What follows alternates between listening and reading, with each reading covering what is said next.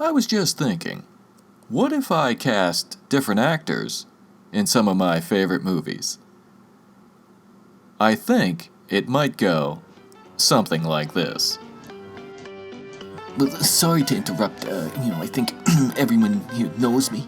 This is a bad fish. He's awfully bad, and he's really big. I mean, he could just swallow you whole. So we got to do something fast to get the tourists to come back to the beaches and to buy our T-shirts and all those wonderful painted seashells we sell in the corners. $3,000, it's just not enough for me. I mean, I could find him for $3. I could point to him and tell you, oh, there's the shark swimming, and that would be the completion of my job for $3,000. But if you want him gone for good, I could catch him and kill him for $10,000. Did you ever consider a shark is kind of like a relationship, and it has to keep moving, and well, that's just a random thought I had. Never mind that. So it'll be $10,000 for me, and you can get the head, the tail, the eyes, and although I don't know why you'd want the eyes. I mean, those things are awfully creepy looking. So you guys all discuss it. You know where to find me, and I'll be in the Amity Jazz Club for the rest of the day. I'd like to welcome you all, but I first have to go over some rules before we begin tonight. The first rule of Fight Club is that you don't talk about Fight Club. Never. This is paramount. Rule number 2 of Fight Club is that you don't talk about Fight Club. It's quite a simple rule, but again, a very important rule. So if you break this rule, regardless, even if you know the secret handshake, you will be asked to leave the club, I'm sorry to say. Rule number 3 is that you don't talk about Fight Club. And bravo for all those taking notes during this. Rule number 4 is that you don't talk about Fight Club. Now this is starting to sound repetitive, I realize, but this is to reinforce the importance of rules 1 through 3. Rule number 5. Yes, you've guessed it. Don't talk about Fight Club, please. Yes, I'm so glad this is starting to penetrate your skulls. The skulls we will be breaking momentarily. I was never to see her again, nor was I ever to learn what became of her. We were different then. Kids were different. It took us longer to understand the things we felt. Life is made up of small comings and goings. And for everything we take with us, there is something we leave behind. In the summer of '42, we raided the Coast Guard station 4 times. We saw 5 movies and had 9 days of rain. Benji broke his watch. Oski gave up the harmonica. And in a very special way, I lost Hermie forever.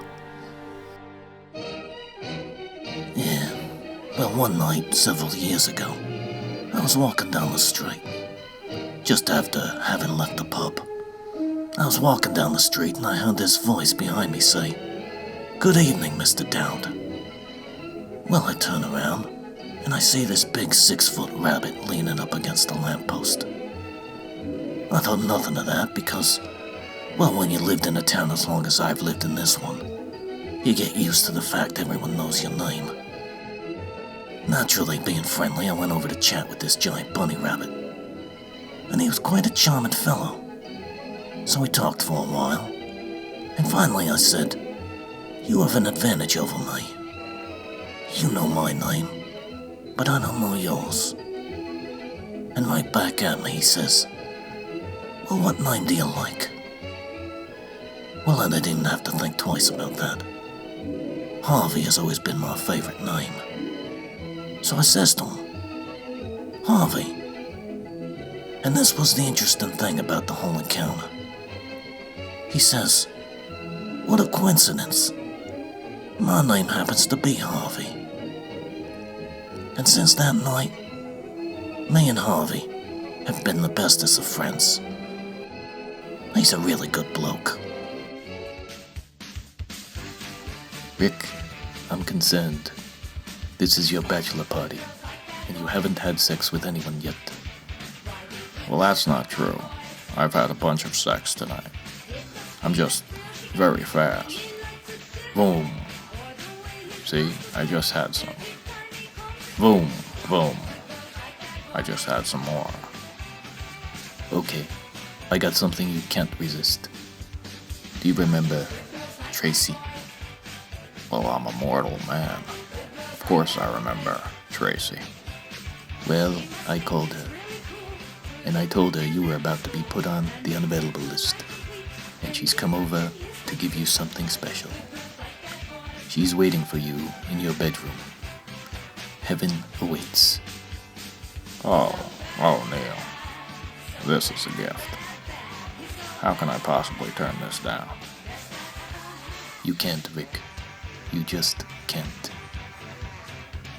Okay. You win. I yield. I'm going in.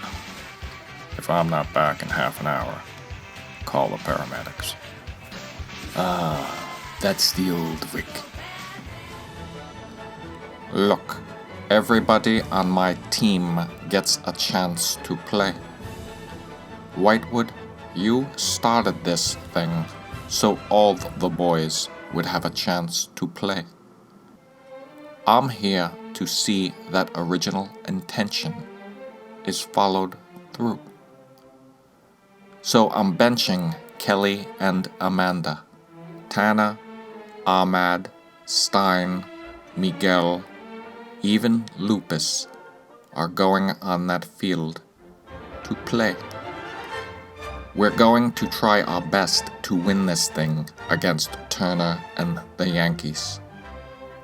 And if we do win, we'll win as a team. If we lose, we're losing as a team. Now get back to the stands before I shave off half your mustache and shove it up your left nostril.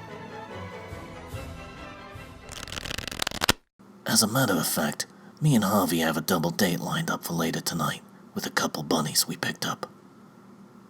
Hopefully we get lucky.